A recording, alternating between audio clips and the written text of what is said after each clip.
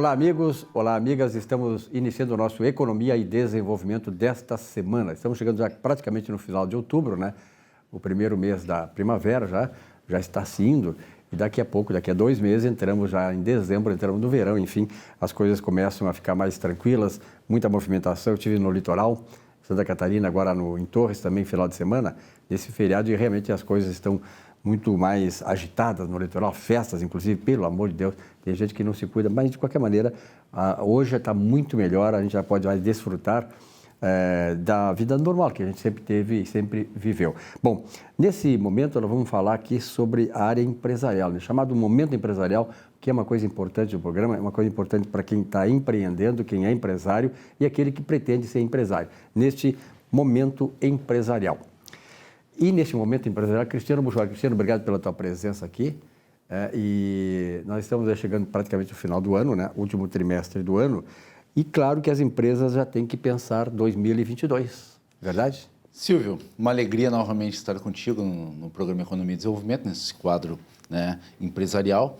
Sim, Silvio, chegamos num momento que agora nós devemos trazer essa fala de 7 dicas para que o empresário possa fazer o seu planejamento empresarial tributário para 2022. Chegamos, como tu fizeste bem a ponderação, já na metade do mês de outubro, ou seja, estamos entrando em novembro, e é o momento que as empresas, os empreendedores começam a ter que repensar ou ter que analisar, verificar as suas ações, as suas metas e as suas organizações, tá? Silvio, 7 dicas, tá? Primeira dica para o empreendedor: como está a sua contabilidade? Você tem conhecimento de como está a sua contabilidade? Ela está em dia? Você sabe o patrimônio, o resultado, as suas despesas, elas estão todas ok? Os impostos pagos. Exatamente. É o momento, Silvio, de se verificar. Primeira coisa, a contabilidade está ok? Tá. Segunda dica, Silvio, os seus impostos estão em dia? Você tem pago os seus impostos, suas obrigações fiscais estão em dia? Isso é de suma importância para que você possa fazer este planejamento tributário e empresarial para 2022. Tá? Terceira dica, que eu reputo uma dica muito importante e reiteradas vezes a gente comenta ela. O seu enquadramento tributário é o mais adequado? Ele está correto? Sua empresa está no lucro real? Está no lucro presumido? Está no simples? É uma MEI? É uma MEI, você pretende crescer, você vai para o simples, vai para o lucro real, vai para o lucro presumido, né? Então, é o momento de você saber, seu enquadramento tributário está ok? Então, essa é a terceira dica e é uma das que eu reputo mais importante, tá, Silvio? Quarta dica, você está pagando os seus tributos de forma correta? A mais, a menos, você já consultou algum profissional para fazer uma revisão, né, nos seus enquadramentos tributários, consultar as legislações, benefícios fiscais, isenções, possíveis diferimentos, os enquadramentos da sua atividade estão corretos, né? Sobreveio uma pandemia, muitos empresários cresceram, mas muitos sucumbiram, né, Silvio? Então, é de suma importância fazer essa verificação. Tá. Que mais? Quinta dica, fazer uma colinha aqui. O seu custo, fluxo financeiro, as suas questões tributárias, parcelamentos, eles estão em dia? Você já consultou isso com o seu contador? Se não consultou, é necessário para que faça um bom planejamento, que tenha essa consulta e acompanhamento com esse profissional. Tá? Sexta dica, a sua empresa já se adequou à Lei Geral de Proteção de Dados, a famosa LGPD? Isso aí é algo que vai impactar em 2022, ela já entrou em vigor e está no momento ainda de adequação. Então, é muito importante que a sua empresa verifique essa situação, se está adequada à Lei de Proteção de Dados. Tá? E a dica que eu reputo mais importante é uma pergunta, na verdade. A sua empresa, ela está apta a ingressar, ela estudou, ela sabe o que vai ter de alterações na reforma tributária? Então, essa é uma dica de suma importância. A reforma tributária ela está vindo, a sua empresa está adequada para essas mudanças, dividendos, juros sobre capital próprio, o imposto de renda, a contribuição social e as demais alterações que estão vindo, né, juntamente com isso, Silvio.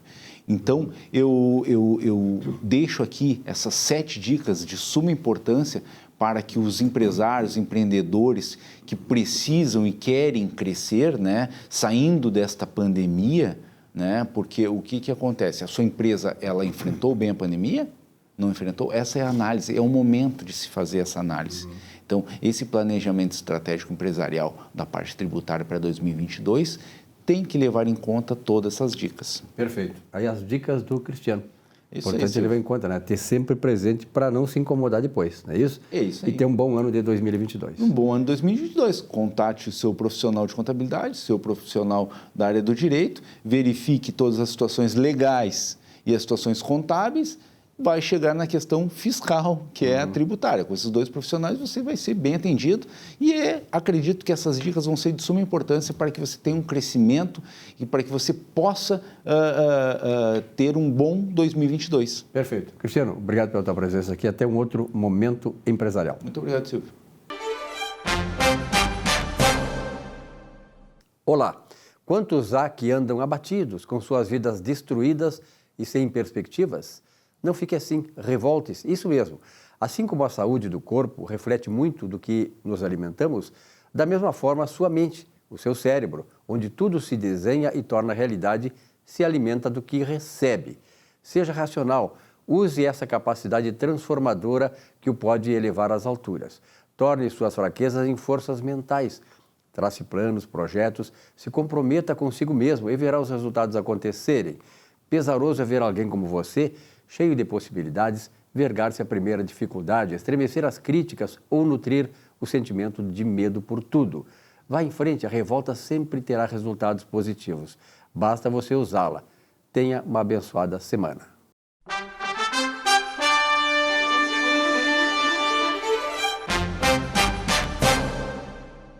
Já pensou em ter o seu próprio canal de TV corporativa, exclusivo e impactante? Somos a solução para empresas que desejam modernizar seus processos de comunicação. Solução Mídia Digital, transformando a forma como você se comunica.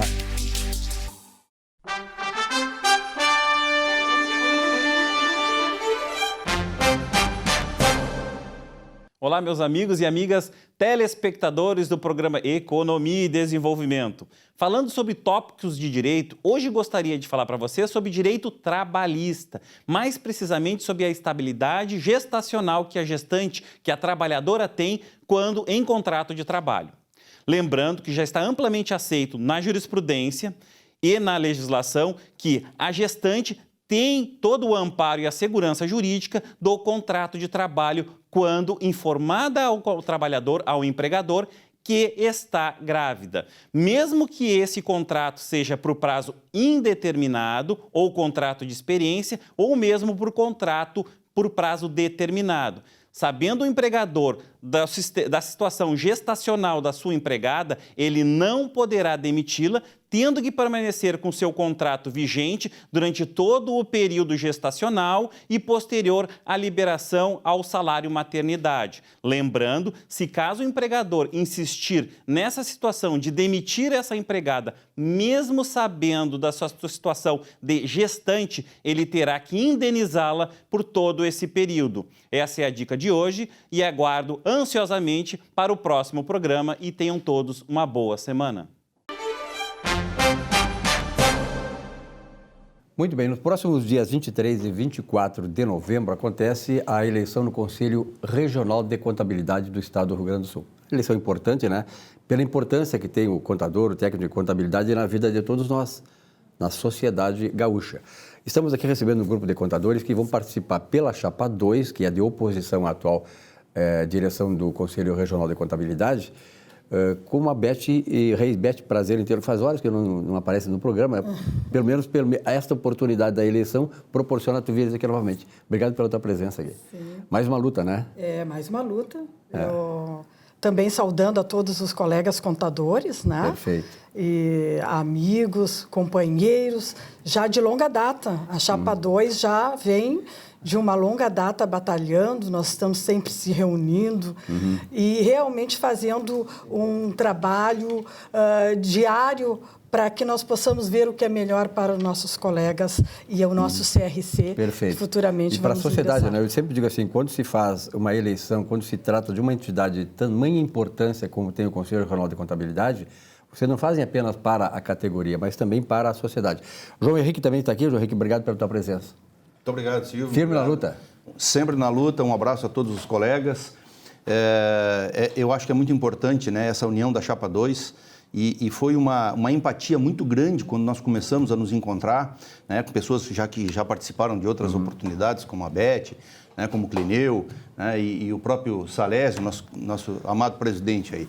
É muito importante que a gente sempre teve um alinhamento muito forte, né? E as palavras-chave da nossa chapa, elas nasceram assim de uma espontaneidade muito grande, que representa tudo aquilo que a gente sente como contador, né? A gente precisa proteger a classe contábil, precisa proteger, depois nós temos que valorizar, né? Porque, como tu dissesse, é uma importância muito grande para a própria sociedade gaúcha, Claro. né? Pois a gente está entre todo o empresariado e o governo, seja ele estadual, federal, municipal, no meio está o contador, né? E as próprias pessoas físicas com suas declarações de imposto de renda e, finalmente, orientar o contador. Porque hoje em dia, né, imagina-se, por exemplo, um jovem que está saindo da faculdade com todo aquele cabedal de experiência, com toda aquela vontade, aquela gana, e se depara com um mundo contábil aqui fora tremendamente perverso, né? Tremendamente cheio de siglas, cheio Complexo, de orientações, né? Complexo, né? Extremamente complexo, né? Que muitas vezes coloca em risco até a profissão do próprio contador. Perfeito. Bom, também está aqui o Clineu Carvalho, que já foi mencionado por ti, o João Henrique. Clineu, muito prazer em tê-lo aqui. Primeira vez que nós nos defrontamos aqui, né? Primeira vez. É uma honra muito grande recebê-lo aqui. E essa luta Obrigado, aí? igualmente. Tá enfronhado na luta aí também? Também estamos angariados, né? Chegamos junto aí para batalhar coisas, em função da mudança, né? E é importante, né, Clineu, porque nós vivemos num mundo de mudanças, nós estamos num mundo de transformações. E o Conselho Regional de Contabilidade também precisa ter esta mudança. E a Chapa 2, pelo que eu tenho observado, assim, porque aqui temos um grande líder da área contábil, que é o Salésio D'Agostin, né? E ao redor dele é que tramita todas essas questões de alteração, de mudança, de transformação, para que o Conselho Regional de Contabilidade seja efetivamente um órgão não só de defesa da categoria, da classe, de qualificação da classe, mas, sobretudo, um órgão que defenda a própria sociedade. Esse é o caminho. Esse é o caminho, né? E, como falou o Salésio, né? É um colega que já veio, eu conheci ele através de outras indicações, precisando de ajuda na área, tá? Porque trabalhei muitos anos em banco e, de repente, eu saí do banco e coisa e tal, vou fazer o quê? Ainda não estou aposentado, coisa e tal. E então me deparei com algumas dúvidas, algumas coisas, tive que recorrer o quê? Ao sindicato e ao Salésio, né? Dizer, ó, Salésio, trocar uma ideia com ele, coisas assim, coisas que com o CRC até andei precisando de alguma coisa e acabei me desentendendo com eles porque não chegava aonde a gente queria, aonde eu precisava de orientação. Sem ser presidente, então, pelo menos por enquanto, o Salésio está fazendo essa isso função. Aí, já né? não só para mim, né? Já veio indicado por outros colegas. Perfeito. Não, procura falar no sindicato, o Salésio, ele é acessível, é uma pessoa... Uma grande liderança do setor, né? Uma grande liderança ali, com um grande conhecimento, né? E foi aonde eu me recorri e que obtive as respostas que eu precisava, né? E agora quer expandir para todo mundo, né? E quero expandir para todo mundo e é o que nós queremos agora, né? Perfeito. Essa mudança de proteger, para, né, valorizar as pessoas, né? Muito bem. Beth, a questão da transparência é fundamental neste processo todo, né? De alteração, de mudança, de trazer o conselho para junto do contador. Exatamente. É uma preocupação que vem desde o momento que o profissional já entra no ramo, já vem diante da sociedade. Nós já aprendemos essa transparência, o nosso trabalho tem que ser extremamente correto, o nosso trabalho tem que ser alinhado. Então, a partir daí, nós também precisamos dos nossos órgãos de classe também alinhados. Nós precisamos que realmente aquilo que é posto, que é colocado, tem que ser esclarecido para nós, contadores, sócios e da própria sociedade. O profissional tem que se saber amparado, né, pela entidade. Exatamente, tem que estar amparado pela entidade no sentido de que, através desse amparo, ele possa trazer mais para a sociedade, né? Ser valorizado e ser protegido ao mesmo tempo. Isso aí faz com que nós possamos render muito mais para a sociedade e a sociedade para conosco. Muito bem. João Henrique, naturalmente que essa chapa de vocês, aí, sob a liderança do Salésio D'Agostin, ela tem etapas que estão sendo cumpridas e tal, mas, sobretudo, na informação do associado, aquele que vai decidir a eleição do dia 23 e 24. Como é que está sendo esse processo? Exatamente, Silvio. É um processo extremamente difícil, né? Porque tu imagina, por exemplo, que todo o estado do Rio Grande do Sul, o número de contadores para te poder chegar até eles, né, e levar essa informação é extremamente difícil. Mas eu acredito que a gente, no momento que iniciou agora a permissão da gente poder fazer a nossa campanha, então a gente tem usado as redes sociais. Isso, né? aí, já ia falar. E a gente tem usado bastante as redes sociais, porque isso, tu não tem limite, né? Tu atinge todo o Brasil e, quiçás, o mundo, né?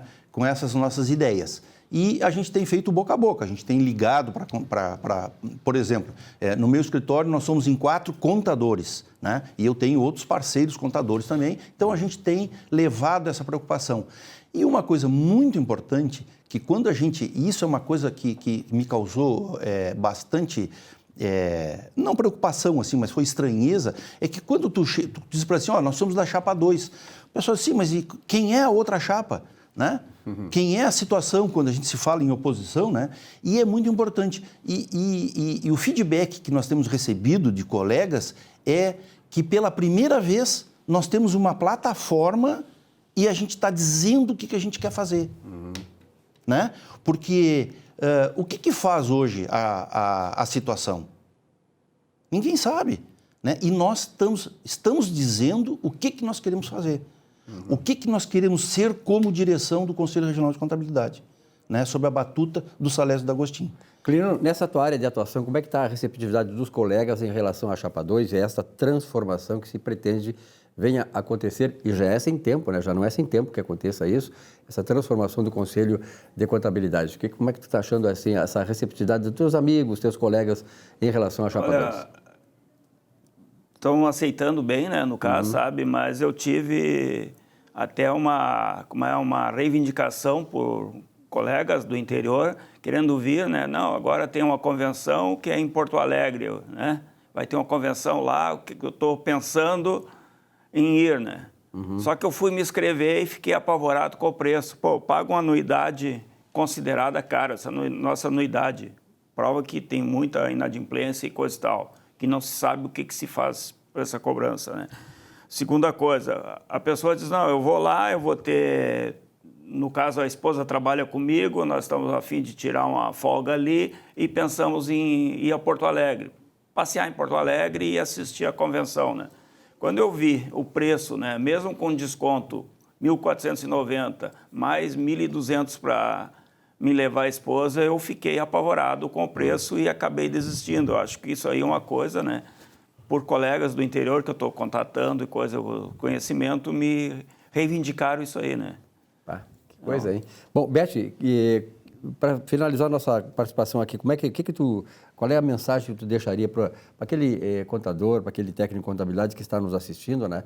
Está vendo este propósito da Chapa 2, desta transformação do Conselho Regional de Contabilidade, como disse aqui o Clineu, né, que seja mais justo, seja mais, digamos assim, ampare mais o contador, o técnico de contabilidade, que é o seu associado, que mantenha a entidade. Qual é a mensagem que tu... A mensagem que eu tenho a dizer é que nós estamos preparados realmente para nós fazermos um trabalho dentro do Conselho que vai proteger vai valorizar, né, o profissional. E, com isso, quem vai ganhar vai ser a nossa sociedade, né, a nossa economia, enfim, nós somos os responsáveis por toda essa transparência, nós que vamos mostrar o enriquecimento da nossa sociedade. Né? Perfeito. Eu quero, em primeiro lugar aqui, né, lembrar que o nosso presidente de chapa, que é o Salésio D'Agostin, tem uma luta muito árdua, antiga, e nós estamos com ele e queremos que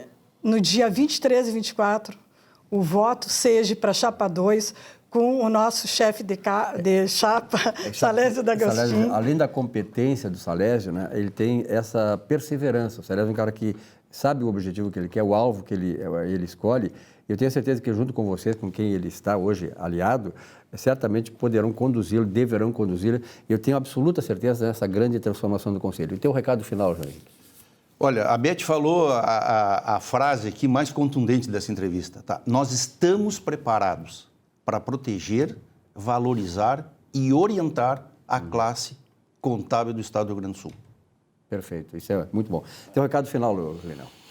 Eu acho, como já foi falado ali, né, a gente está preparado, né, para enfrentar isso aí, numa grande companhia, num ícone da contabilidade, que é o Salésio, né, na nossa liderança e com o nosso apoio e nos ouvindo, né. Perfeito.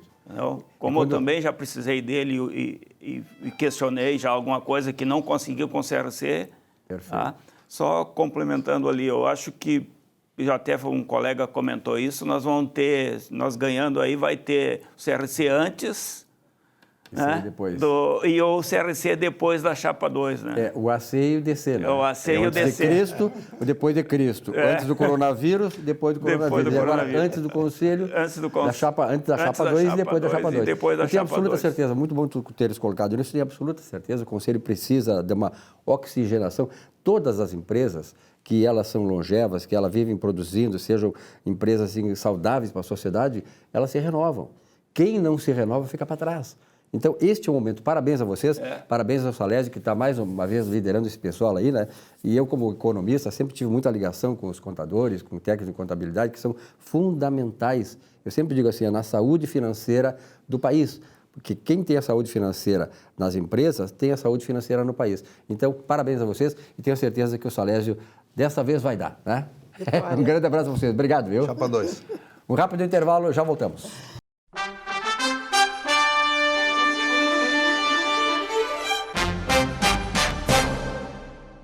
Já pensou em ter o seu próprio canal de TV corporativa, exclusivo e impactante? Somos a solução para empresas que desejam modernizar seus processos de comunicação. Solução Mídia Digital, transformando a forma como você se comunica.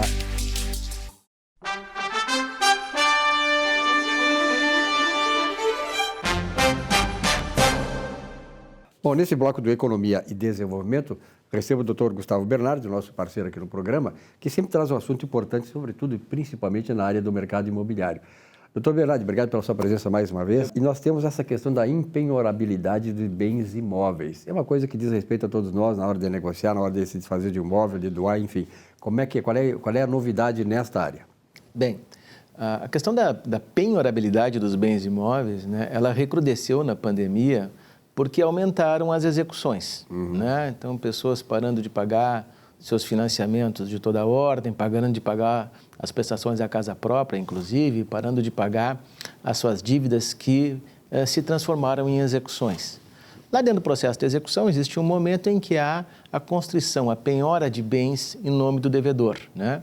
E dentre os bens imóveis, né?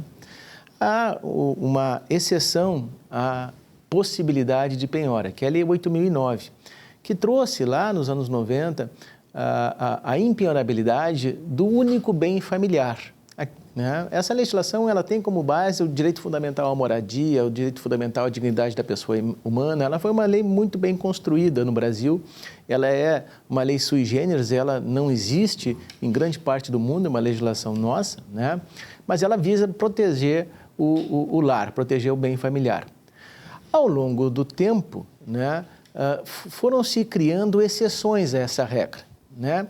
E durante muito tempo, né, se discutiu da possibilidade de penhora, por exemplo, quando este bem, embora fosse um único bem, já houvesse sido dado em garantia a algum outro contrato, a algum outro credor. Então, digamos que o Silvio tinha uma dívida com um banco Itaú, X, estava pagando normalmente esse banco, mas tinha também uma com o banco Z. E este banco Z entrava em juízo, penhorava a casa do Silvio, né, sob a alegação de que, olha, este bem aqui, o Silvio renunciou à penhorabilidade porque ele deu em garantia em outro banco. Tá? Isso, durante muito tempo, foi acolhido pelas sentenças de primeiro grau, pelo juízo de primeiro grau. Quando batia no Tribunal de Justiça, os advogados traziam para recurso a alegação constitucional de defesa da moradia, de impenhorabilidade do bem imóvel, mas nunca houve um direcionamento uníssono com relação a essa interpretação. Recentemente, o ministro Paulo de Tarso Sanseverino, no STJ, agora, poucos meses atrás, começou a dar um alinhamento nessas decisões, reconhecendo que a Lei 8.009, né, protegia este bem em todos esses aspectos, ou seja, que eventual garantia que existisse sobre este bem, ainda que de outro credor, não seria motivo justo para que esse imóvel fosse penhorado por devedor diverso. Em resumo, o que nós temos que entender é que aquela pessoa que tem um único bem imóvel e sofre penhora, sofre constrição deste bem, tem um instrumento legal, que é a Lei 8.009, para fazer a sua defesa. Porém, essa defesa ela tem que ser exercida em juízo, ela tem que ser manifestada, esse direito tem que ser trazido a lume, para que você possa afastar desta execução aquele seu único bem imóvel. Uma outra questão importante também, só que daí no âmbito do STF, né, foi um entendimento da ministra Rosa Weber, um pouco do ano passado, do ano retrasado, mas que está se consolidando agora, que trata das garantias dos fiadores. Durante muito tempo, né, o fiador, mesmo quando tem um único imóvel, né, sofria a perda daquele imóvel por execução de dívidas do fiançado. Então, na verdade, aquela pessoa que prestava fiança, o inquilino não pagou e ela era a garantidora, sofria penhora no seu imóvel, mesmo que fosse o seu único bem imóvel familiar, porque esta é uma exceção à regra, uma exceção que está lá na lei, né? Durante vários anos se teve a seguinte discussão nos tribunais. O Silvio alugou um imóvel para fazer o estúdio dele, é um imóvel comercial, né, e me pediu uma fiança, e eu prestei essa fiança, e como garantia eu dei o meu único imóvel residencial. Se discutia se essa fiança, prestando garantia para um imóvel comercial, não era um excesso, não era uma exceção à regra da impenhorabilidade. Pois bem, a ministra Rosa Weber entendeu o seguinte: quando aquele fiador presta uma fiança para imóvel comercial, ou seja, não residencial, mas tem um único imóvel residencial, permanece esse único imóvel residencial como impenhorável. Isso mudou completamente a interpretação dos tribunais, e isto vai exigir daquelas empresas que prestam locação, um maior cuidado na hora de fazer as garantias contratuais, e abre também para aquelas pessoas que são devedoras de fiança e que estão com o seu imóvel pessoal, o seu imóvel residencial penhorado, abre essa oportunidade, essa janela de oportunidade para eles se defenderem.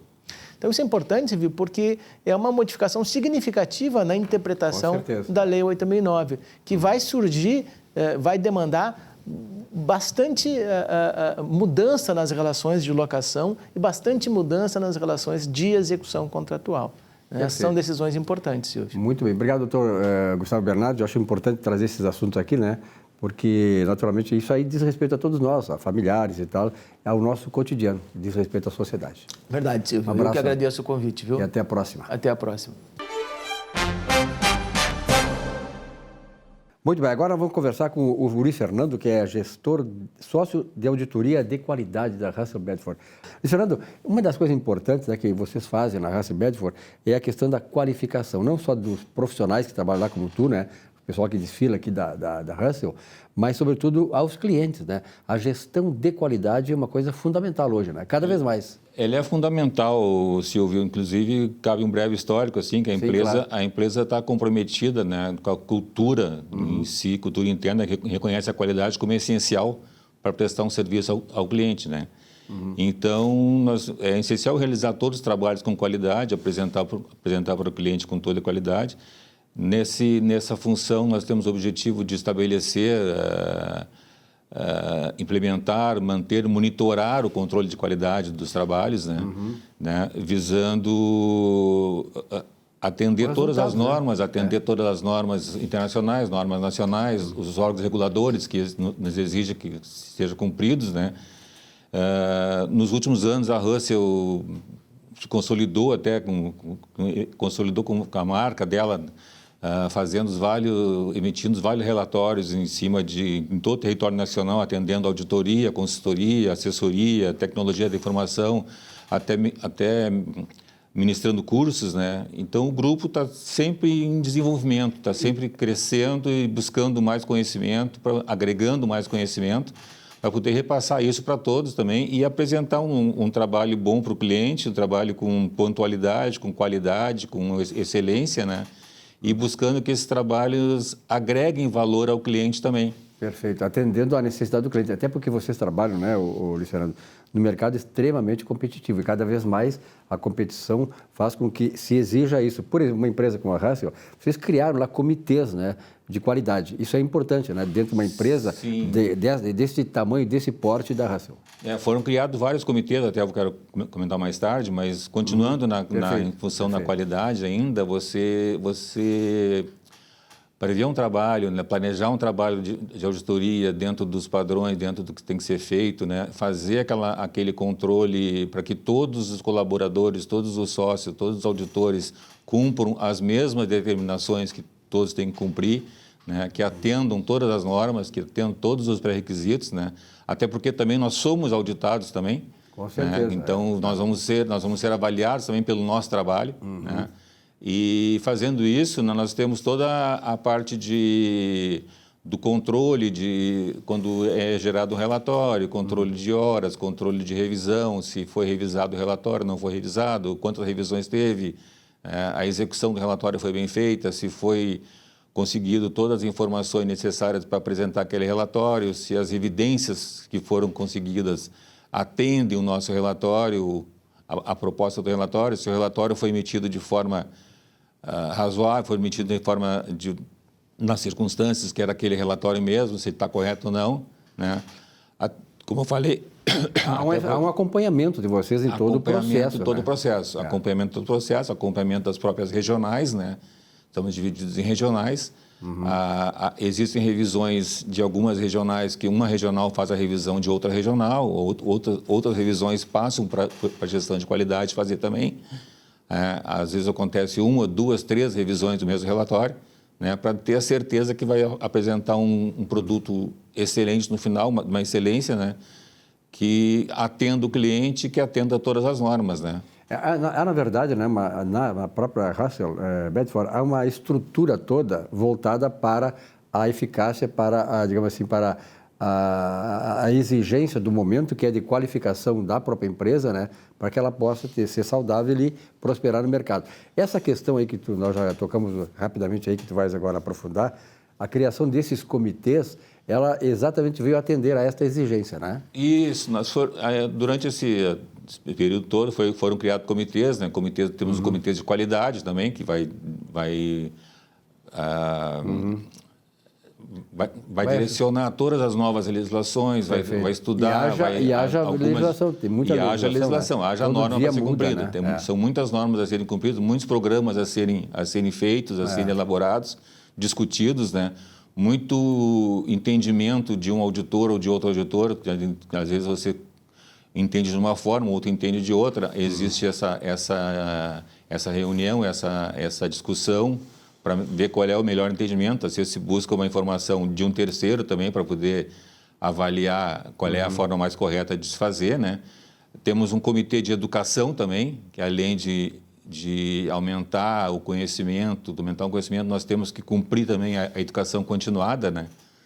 Isso tudo vai agregando valores a nós mesmos, aos auditores mesmos e à própria empresa, né? E vai exigindo de vocês, né? Eu tenho conversado com o pessoal da Russell, que desfila aqui, né? E realmente a gente percebe todos eles nessa conscientização, né? De que é necessário cada vez mais eles próprios se qualificarem, né? Porque, na verdade, quando tu colocasse a questão tributária, fiscal, a questão de estratégia empresarial, logística, tudo isso aí exige uma compartimentação e a qualidade tem que estar presente em todo o processo. Isso é fundamental, né? A contabilidade toda, esse fechamento global tem que ser feito. Realmente ele tem que ser feito com a mesma qualidade de um processo para todos os processos, né? Então isso tem que ser feito, é feito, né?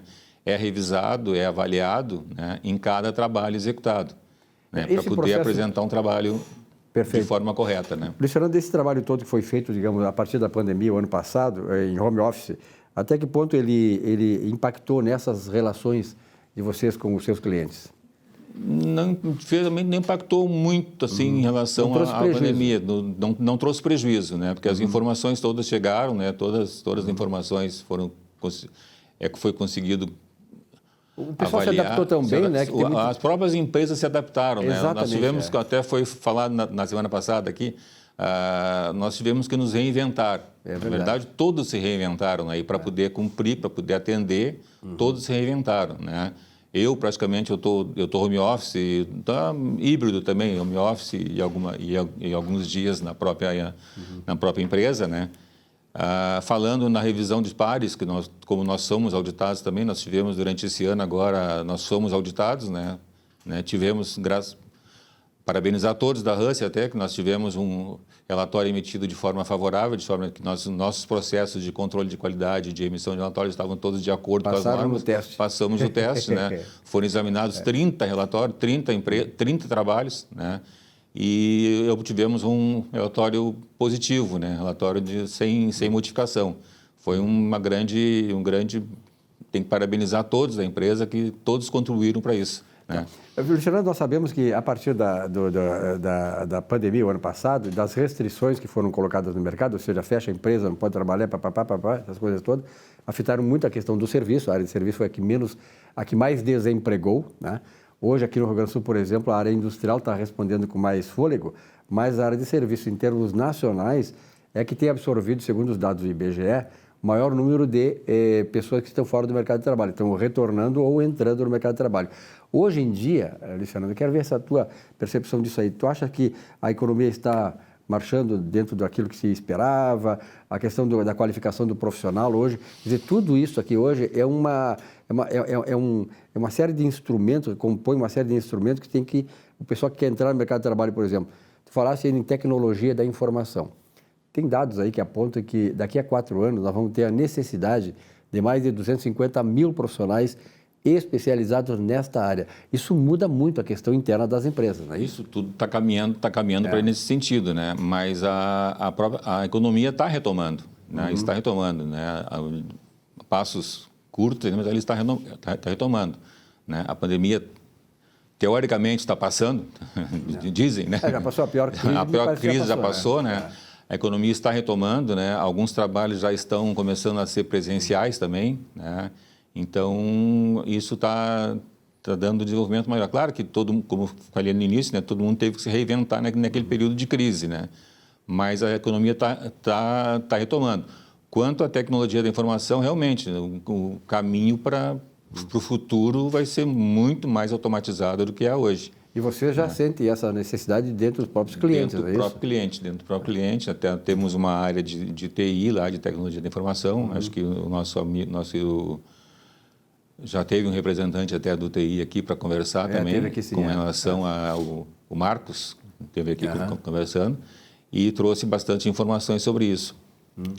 Aliado a esses comitês também, da parte de tecnologia, da parte de qualidade, da parte de educação, a Russell também incentivou também a criação de outros comitês, como o Comitê de Diversidade, né? Um dos valores da Russell é o respeito às diferenças, né? As diferenças enriquecem a pessoa, e não somente no trabalho, como também na própria pessoa. A convivência, né? Convivência. O Comitê de Inovação, de fomentar novos projetos, como guia estratégico da empresa, até essa parte da tecnologia, de repente, o Comitê de Inovação também vai buscar isso, né? E nós tivemos, como eu falei antes, o Comitê de Educação, e tem um que eu faço parte também, que é o Comitê de Ação Social, né? Que foi criado até para despertar no colaborador, no sócio da Russell e até como a gente divulga nas redes sociais também, o sentimento de solidariedade do pessoal, das pessoas, em motivar a valorizar a ação voluntária. Perfeito. Né? Isso é importante, beneficiar, né? quem necessita para a contribuição de uma sociedade melhor. Né? Nós tivemos durante esse ano algumas campanha do agasalho, campanha de alimentos, campanha de incentivo à doação de sangue, né? Campanha do brinquedo agora para o Dia da Criança. Sempre, até a gente comenta, vamos estabelecer uma meta. Realmente, quando estabeleceu a meta, o colaborador, o sócio se compromete e acabamos dobrando a meta, como Perfeito. se diz, né? Olha aqui, tem muitas coisas para a gente falar a respeito disso, né? Sobretudo, parabéns a vocês pelo trabalho que realizam, e sobretudo sobre esse laço, assim, esse veio, né, social aí que a Russell desenvolve, que é fundamental numa sociedade para ela ser bem desenvolvida. Parabéns. Esse ponto de social, até eu queria dar um destaque especial também, como as escolas estavam trabalhando, não estavam tendo aulas presenciais, era home office também e tudo mais, nós descobrimos, até a Russell, através do Comitê de Ação Social, fez uma doação de 2 notebooks, uma para uma família em Cidreira, que tinham 5 crianças que não podiam frequentar as aulas, não tinham como assistir às aulas, né? E uma criança em Cruzilhada do Sul. Mas não somente fazer essa doação, mas sim acompanhar o processo de evolução dessa criança. Que beleza. E estamos acompanhando, as crianças estão evoluindo, né? Com certeza. Isso foi gratificante para nós, para eles que receberam e para nós que estamos, né? para a empresa e para nós que estamos doando também. É verdade. Mais fica feliz quem doa do que quem recebe. Com Muito certeza. obrigado. Um grande abraço, sucesso lá para vocês. Obrigado pelo convite. Oportunidade. Um rápido intervalo, já voltamos aqui com o nosso Economia e Desenvolvimento. Até já.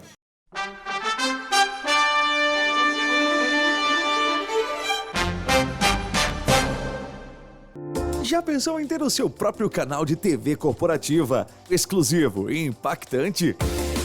Somos a solução para empresas que desejam modernizar seus processos de comunicação.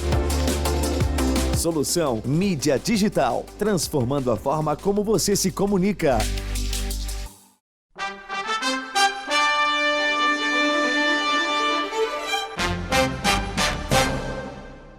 Olá a todos. Essa semana eu quero falar sobre a pandemia, né, e a questão da volta da normalidade. Então, com a pandemia mais sob controle, decorrente do avanço da vacina, as coisas começam a voltar ao normal. Mas que normal seria esse? Seria um retrocesso a 2019? O normal hoje é o home office, o delivery, o ensino remoto. Esse é o nosso normal. O anormal é voltar ao que éramos antes. Em especial com relação ao ensino, principalmente o superior, eu falo com autoridade de ser professor universitário com mais de 20 anos de sala de aula e, além disso, também sigo como aluno. A pandemia, ela nos mostrou que era uma perda de tempo o deslocamento de todo mundo para o mesmo espaço físico para aprender. Nada ficava gravado. Se nós perdêssemos aquele momento mágico com o professor, nós teríamos que pedir para algum colega nos explicar a matéria. O ensino remoto, hoje, nos permite assistir às aulas de acordo com as nossas agendas, pois elas ficam gravadas.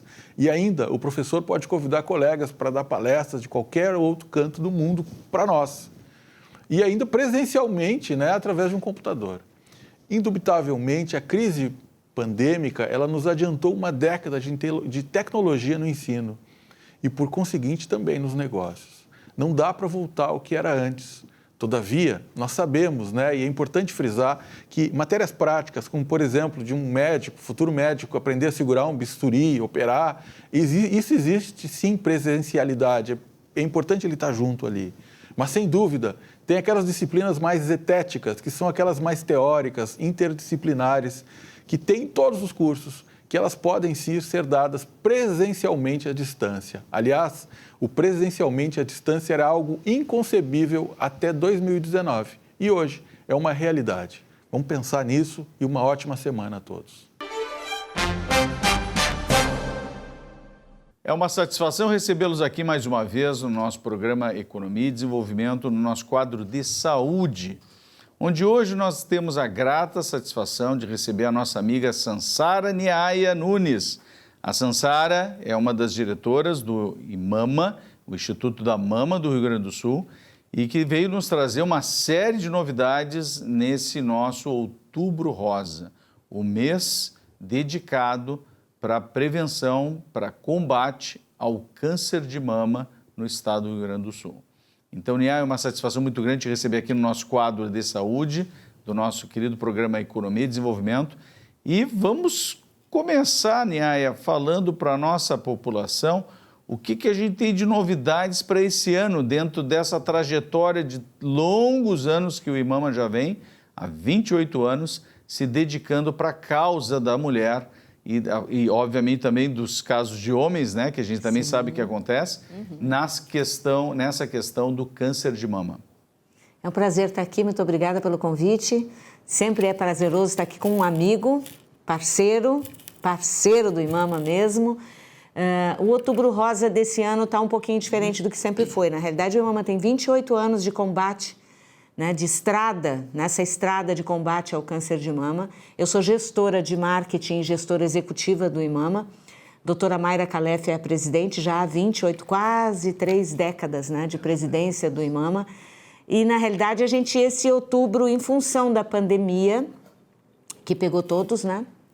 O ano passado a gente já fez um ensaio, fomos pegos de surpresa, conseguimos fazer algumas coisas, ainda conseguimos fazer uma carreata o ano passado, porque sempre o IMAMA ele faz uma grande caminhada no Outubro Rosa, né? Muitas palestras espalhadas pela comunidade, porque é a nossa missão, salvar vidas através da conscientização, porque o câncer de mama, quanto mais cedo você pega, menos sofrimento, menos avançado é esse câncer, mais fácil para todo mundo, tanto para o paciente quanto para os familiares. A gente sabe que a solução é o diagnóstico precoce. Essa é a nossa luta, é isso que a gente pede para a comunidade todos os dias, né? Que acorde a mulher para o câncer de mama.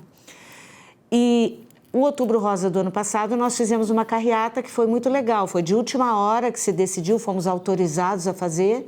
Colocamos 400 carros, foi bem legal, foi uma festa também, que sempre é uma confraternização. E esse ano, com base no que aconteceu ano passado, nós preparamos o IMAMA para fazer um trabalho híbrido.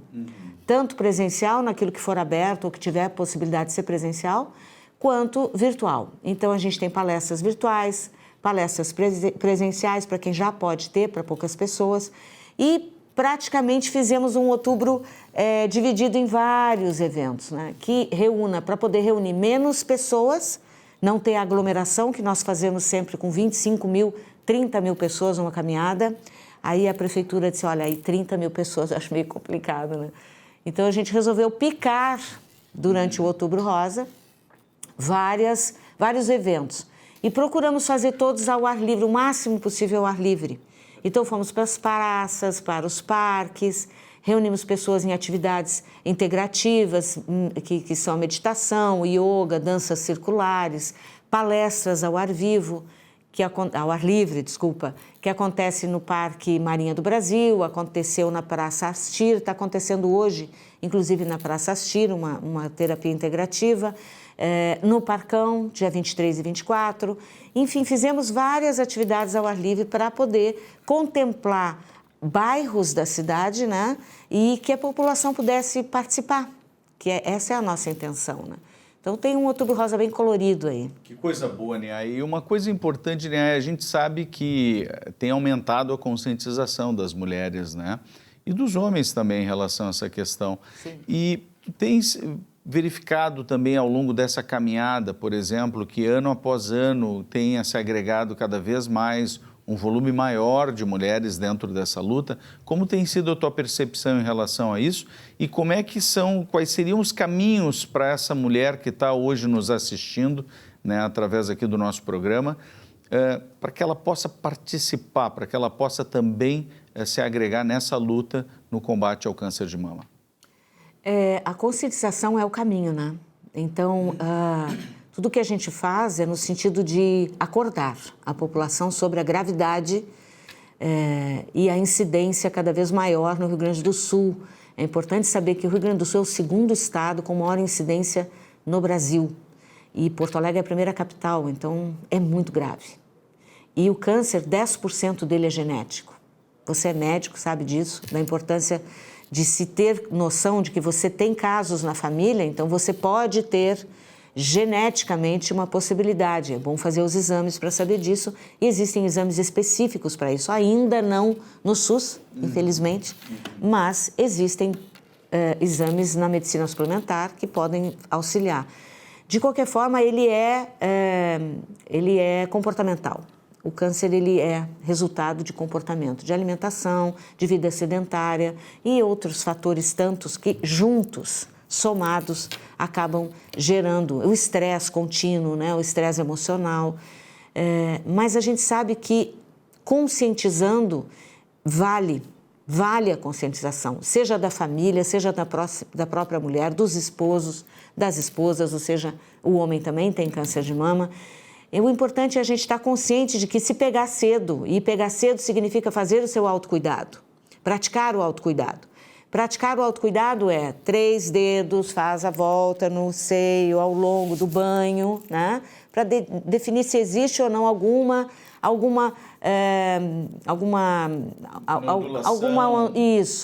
coisa que está diferente, que está diferente daquilo que sempre é. Perfeito. Todo mês. E manter os seus exames de rotina. Mamografia todo ano, ecografia todo ano, procurar o seu médico e procurar o IMAMA. O IMAMA tem toda a informação possível sobre o câncer de mama, é especializado nisso. Nós somos experts nesse assunto. A gente sabe o que fala, sabe orientar, sabe conduzir a mulher para aquilo que ela precisa saber. E às vezes é uma dúvida que você tem na sua família. Você tem uma irmã, uma tia, uma mãe, o próprio esposo, né? Procura saber, procura a informação no lugar certo. Porque é muito perigoso quando você tem uma informação errada ou quando alguém te informa da maneira errada. O IMAMA tem toda a informação e a condição de te informar corretamente. E assim, o que a gente percebe desde 2016 para cá, que é quando eu assumi a gestão, né?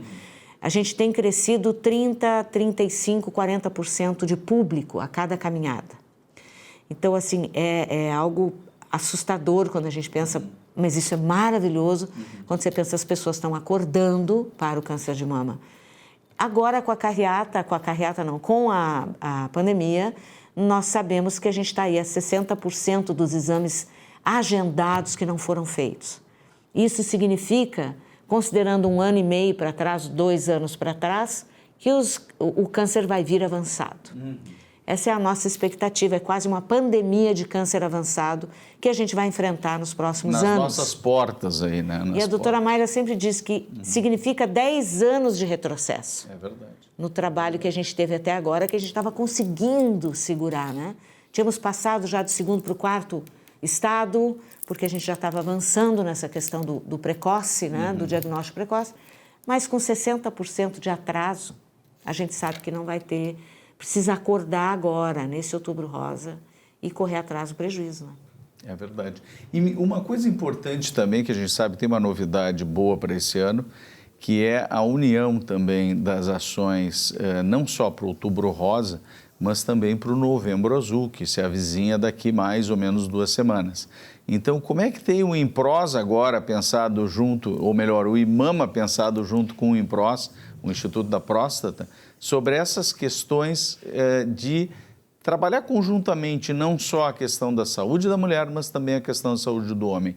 Não só a questão da saúde da mama, né, a detecção precoce, o combate ao câncer de mama, mas também a detecção precoce e o combate ao câncer de próstata.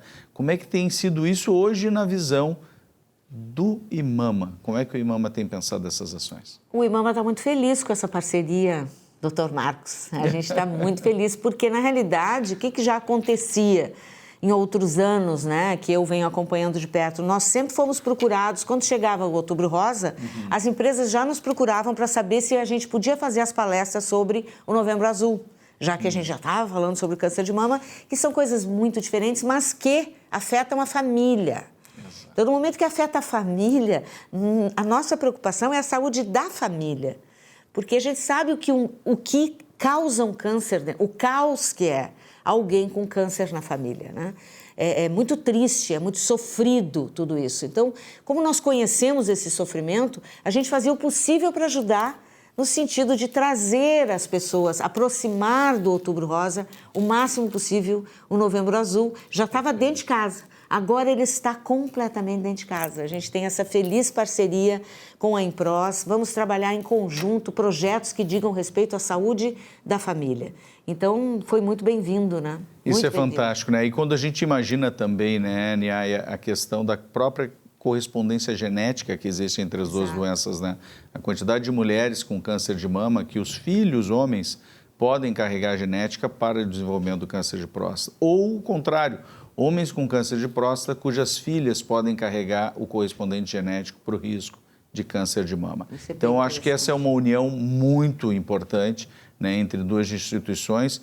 Eu costumo dizer que o Instituto da Próstata é um filhote do IMAMA já desde o início, porque também foi construído, né, há 14 anos, né, o IMAMA já vinha com uma caminhada de 14 anos antes e desde então as ações vêm caminhando junto do mesmo trilho. Niaya, foi uma satisfação enorme te receber aqui no nosso programa. Nós vamos certamente conversar mais vezes sobre a questão do câncer de mama e de toda essa estrutura que é montada para o combate, né, e para a conscientização em relação à questão da doença. E, mais uma vez, agradeço a participação da nossa audiência no nosso programa Economia e Desenvolvimento, no nosso quadro de saúde, e fico na expectativa de ver vocês no nosso próximo programa.